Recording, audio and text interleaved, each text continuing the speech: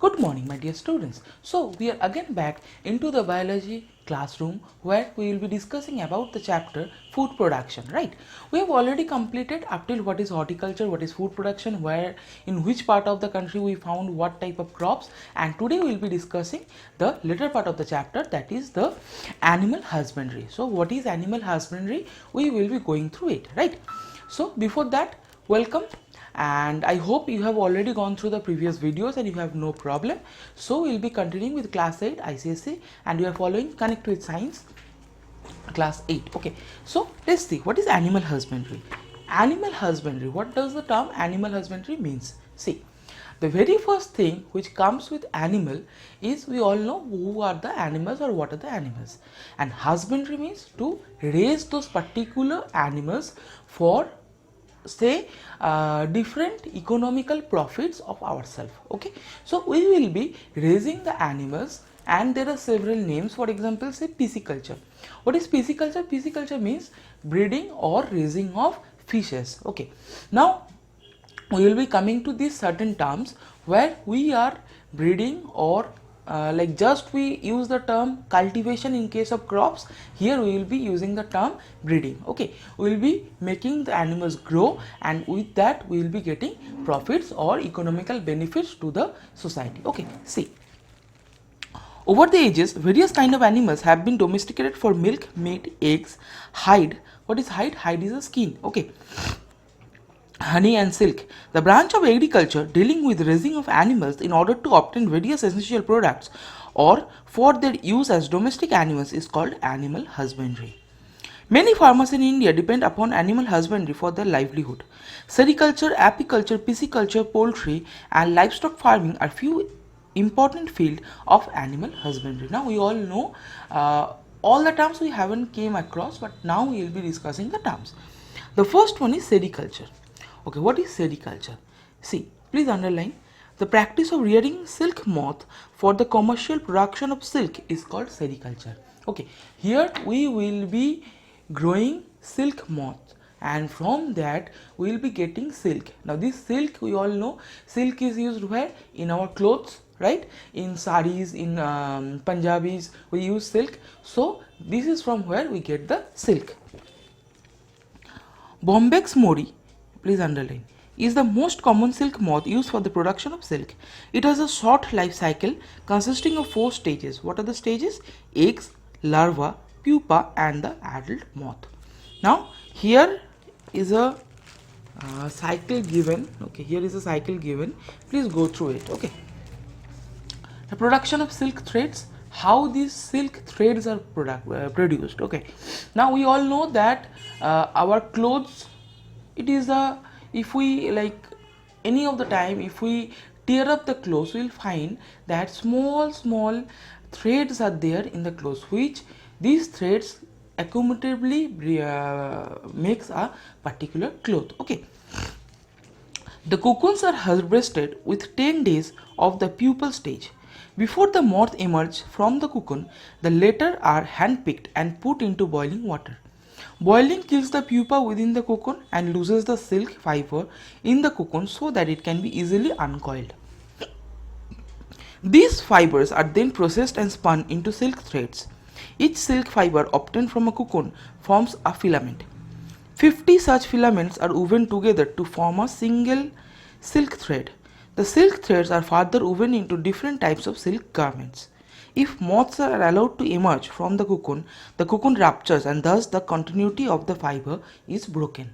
Okay, so this is the procedure for production of silk threads. Now coming to apiculture. What is apiculture? Apiculture, the term apiculture is always with particular honey. Okay, honey that we consume. The practice of rearing honeybees for the commercial production of honey is called apiculture. It is also called beekeeping. Apiary is a place where a collection of beehives of honeybees are kept. Now, if you want to know in detail about this particular, how this production of silk is happening or how apiculture is happening, you can Google it or you can search in the YouTube itself, the production of honey from honeybee. You will get a detailed video about that. Okay, see, A man-made apiary consists of a wooden box stacked one on top of another, each containing wooden frames on which bees can make their comb. Each apiary can hold 40,000 to 50,000 bees. One example of apiary is given here. Here it is given. Okay. The most common Indian honeybee is Apis indica. Honeybee lives in colonies with the beehives and produce honey. A group of honeybees that inhabit a single beehive are collectively called a colony. There are three types of bees that inhabit a colony: a single female queen bee, a few male drones, and 1,000 of sterile workers. The workers are the ones that are responsible for making honey. Honey is stored in the beehives and then collected for different use by humans. The color of honey and its flavor varies based on the nectar collected by the bees. So if you consume honey, you will see that we find that different company of honey produce different type of taste. Actually no, it is definitely the different company they add extra sugar, extra color to the honey. But if you ever go through any of the say interior side like Nadia side, you will find that original honey is available over there, okay, which is not processed. It is just the raw honey. Then if you taste that, you will believe me, you will feel that there are several tastes based on this particular apiary. Okay, collecting honey from wild beehives is one of the most ancient food gathering activities. In due course, human domesticated wild bees to facilitate pollination in crops on large farms and got them to live in artificial beehive called apiaries. Now we'll come to pollination by bees. How pollination is done by bees. Now this part I have already discussed while I was going through the chapter of pollination. What happens? The bees come across and sit on the flower, on the nectars.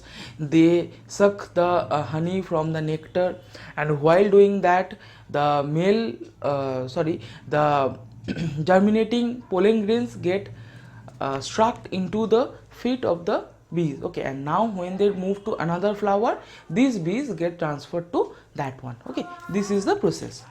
Now, making honey in beehives, bees are able to convert the nectar collected from the flowers into honey by a unique process of regurgitation and evaporation. The honey thus produced is a thick, sweet and golden colored liquid. It is then stored in small hexagonal cells called the honeycombs within the beehives. These honeycombs are made of a waxy substance called the bee wax. Natural beehives are found on the branches of trees and corners of walls. However, in an artificial beehive, the honeycombs are present within the wooden frames inside the apiaries. Now the process is given here. Okay, see, the process is given here. Please go through this process. Honey and other products. Honey is rich in fruit, sugar, mineral and enzymes. It is used as a natural sweetener. Okay, definitely we use honey in several of the food recipes. We give honey in place of sugar. Okay, it is a sweetener because whenever we taste honey, we feel a sweetness in our mouth, right, which is more than the sugar. In medicines or as food supplement, beeswax is used in polishes. It is also used for making cosmetic items such as lipsticks and creams. Another important byproduct obtained from honeybee is royal jelly, which is obtained from the glands of the worker bees.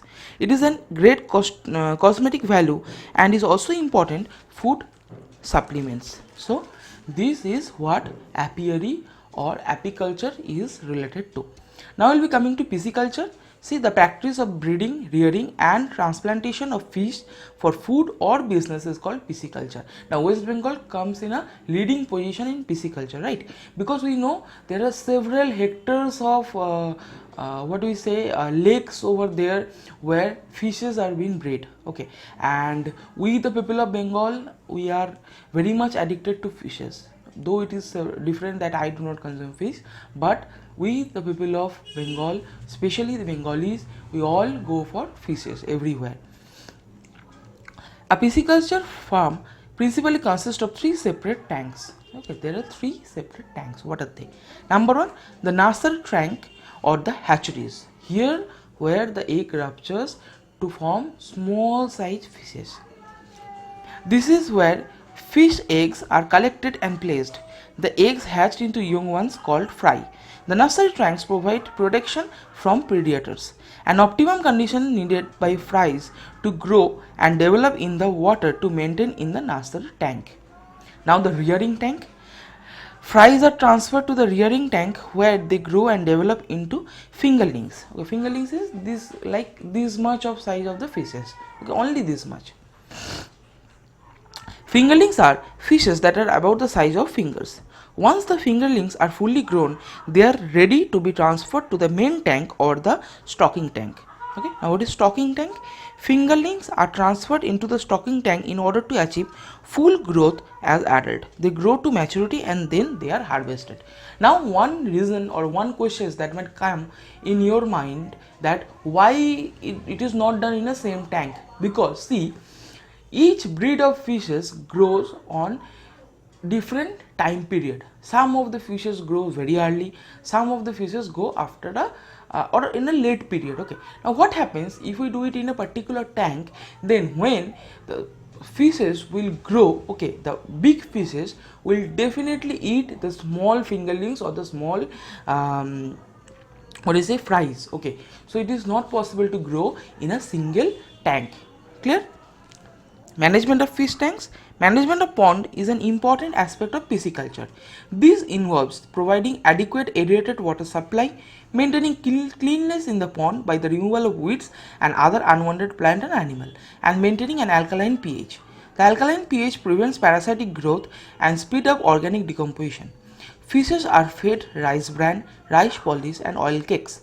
Protein-rich feed supplements are also used in pisciculture. Now, if you have aquarium in your house, then you will get a particular small idea of how these fishes are raised. Okay. Now, importance of pisciculture. A large number of commercially important fishes such as katla, salmon, miggle, rohu and several varieties of crabs are reared through pisciculture. These fishes are rich in protein and essential minerals like excuse me. Okay, down there is a great weather change coming in the outside. Okay, so and I am already stuck in it. All of you, please take care of yourself because the weather change is not at all good.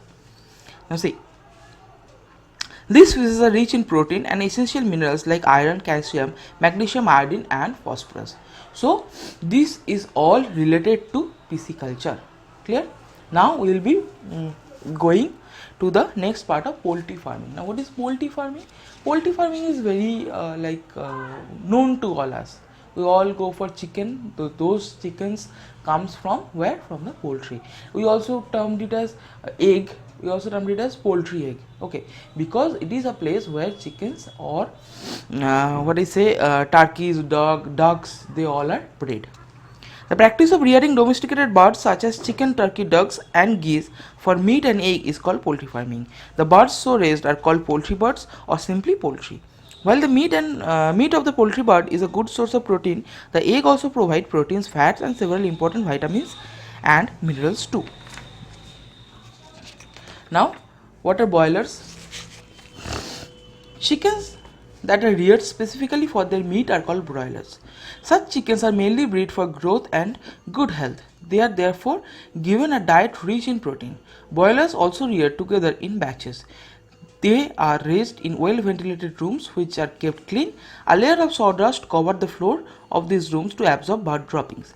Fresh water as well as bird feeds are given to the chickens. Once a batch has been reared, the room is sterilized and prepared for a new batch. Now layers. Chickens that are prepared for eggs are called egg layers or simply layers.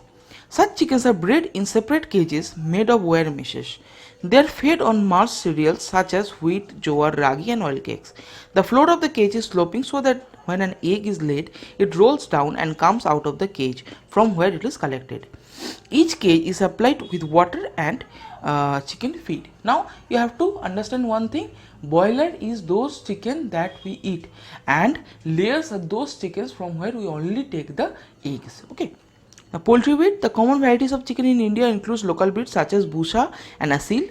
These provide good quality of meat but hence lay fewer eggs than that are small in size.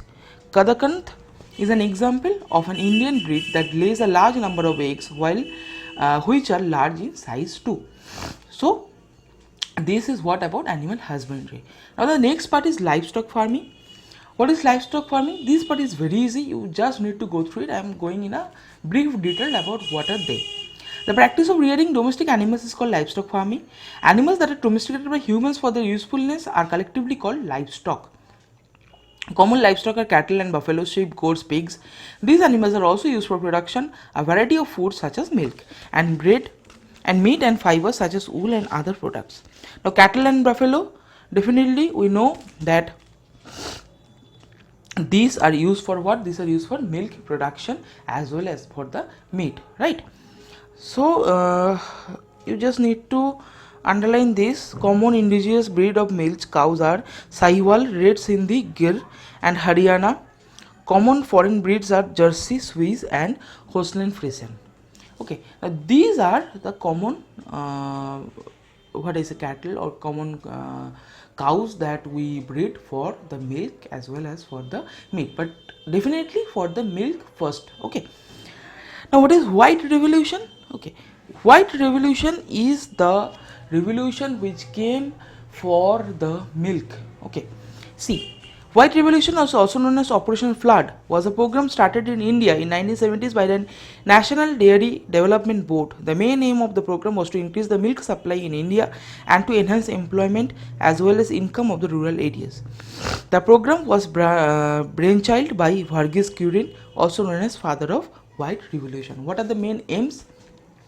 To increase the milk production, to increase overall income of rural areas, to provide milk to urban customer at a reasonable price. Because see, before white revolution the price of the milk was very high, okay, but nowadays in what price we get, it is very low, it is compared to the previous one. The operation was carried out in three main phases. What are they? Phase 1, phase 2 and phase 3. Phase 1, during this phase, skimmed milk powder and butter oil was gifted by the European Union through the World Food Programme. This program linked India's leading milk production units within the consumers in 4 major metropolitan cities. What are the cities? They are Delhi, Mumbai, Kolkata and Chennai. Phase 2, this phase saw an increase in milk production units from 18 to 136. By the end of 1985, there were more than 40,000 village cooperatives covering more than 4 million milk producers. And phase 3, during this phase, dairy cooperatives expanded and strengthened their infrastructure. Veterinary first aid, healthcare service, feed and artificial insemination service were provided to cooperative members. As a result of white revolution, India became the world's largest producer of milk, surpassing even the US's milk production. Now drought animals that are used to carry heavy burdens or to pull vehicles are called drought animals. What are they? Example, camels, then donkeys. Okay, these are known as drought animals.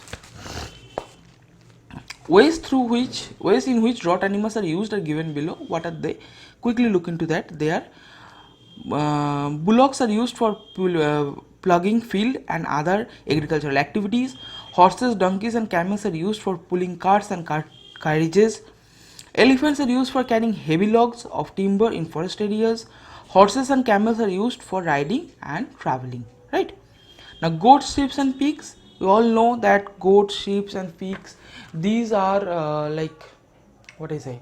we all know where it is used. Okay, it is used for meat production, it is used for milk. Okay, sheep are used for wool.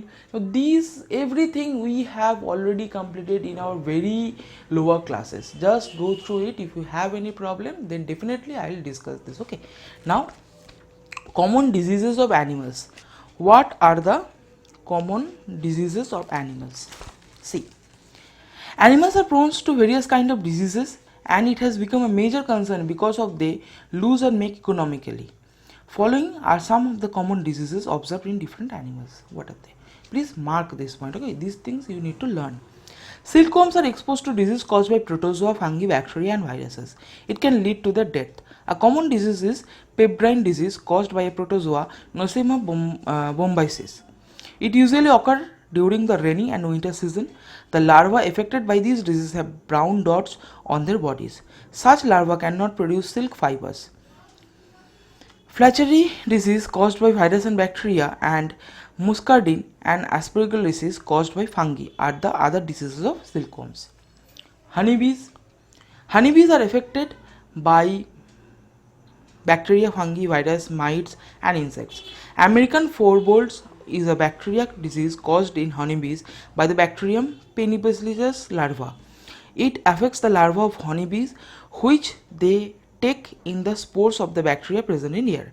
The larvae thus affected die before becoming adult. Death of large number of larvae reduce the size of the colony drastically. Okay, it reduces the colonies of the larvae. European floral board is another bacterial disease in honeybee. Just underline this, that cause similar death of larvae, reducing size of the colony. Both these diseases can be transmitted from one colony to another, hence it is very important to maintain healthy beekeeping condition and check the colony closely. Bees should be monitored regularly for the occurrence of disease at least twice a year. Now fish, what are the diseases of fish? See, underline here. Some diseases are attributed to poor quality of water and low oxygen content. Wheeling disease of salmons caused by Maxobulus cerebralis is one such example. Runoff of chemical fertilizers are dangerous for fish as they deplete the oxygen dissolved in water and increase the ammonia content. Hence, adequate oxygen is not, if not available to fish for breathing, makes them gasp in air. Their gills also turns pulpish. This is called ammonia poisoning. For poultry, birds also suffer from a variety of diseases. The most common are ranicate and foulpox and aspergillosis. Avian influenza in bird is also caused by the virus H5N1. And sometimes the infection is passed to humans. Bacterial infections such as fall cholera and avian tuberculosis need treatment with antibiotics. Many viral diseases are taken care by suitable vaccination. Clear? Now livestock. Cattle suffer from there is listed in table 7.1. We will go through it quickly. Goats, sheep and pigs suffer from bacterial and viral infection, most of which are prevented by sanitation. Pigs are commonly infected by the tapeworms. Okay. See, here is a table given. You just go through it. This table, okay. This table. You just go through it. You will find here. Preventive measure. It is important that all animals to be kept in well designed, well ventilated, well lit room, clean shelters. This we need to follow. Now, useful microorganisms. Other than animals and plants, microorganisms also provide us with several food items. A large number of food products such as bread, cheese and wine are processed with the help of microorganisms. What are they? Now fungi. Baker yeast are used. Baker yeast, a single cell fungus, is used to make bread and other wheat based products such as pizza base. The dough rises and due to release of carbon dioxide, air space are left behind which makes the bread fluffy. Now these I think we have already came across. What are the usefulness of fungi, usefulness of bacteria, yet I am going through it again. Okay. Yeast is also used to produce alcoholic beverages such as wine, whiskey and beer through fermentation of various plants like grapes and barley. Aspergillus niger is cultured in the industrial preparation of citric acid. Useful antibiotics such as penicillin, ampicillin and vaccines for hepatitis B are made from secretion of different fungi. Bigger fungi such as morels and mushrooms are eaten as food. They are rich in protein, minerals, carbohydrates and vitamins. Bacteria. Now these you need to learn at least 4 points. Okay, that would be enough. Just 4 points you need to learn. Bacteria. Ribosome is a natural biofertilizer that lives symbiotically in the root nodules. The bacteria lactobacillus act on milk to produce yogurt or curd. Acidobacter is the acidic acid bacteria convert ethyl alcohol to acetic acid producing vinegar. Several bacteria are used to process tea, coffee, coca, cheese and tobacco. Certain bacteria also produce a big range of antibiotics such as streptomycin and tetramycin or tetracycline. Bacteria living in the rumen of cattle help in digestion of plant cellulose from their feed. Several species of bacteria are used to produce cheese of different varieties. These bacteria impart unique flavor and texture to the cheese. Now this ends your particular chapter. I hope you have gone through it. I know it is a bit lengthy chapter, but you have no other option. You have to go through it. Just go through it. If you have any problem, then definitely ask me. I'll be discussing that. Okay, don't worry. Till then, study hard, take care of yourself. We will be meeting in the next class with a new chapter. Thank you.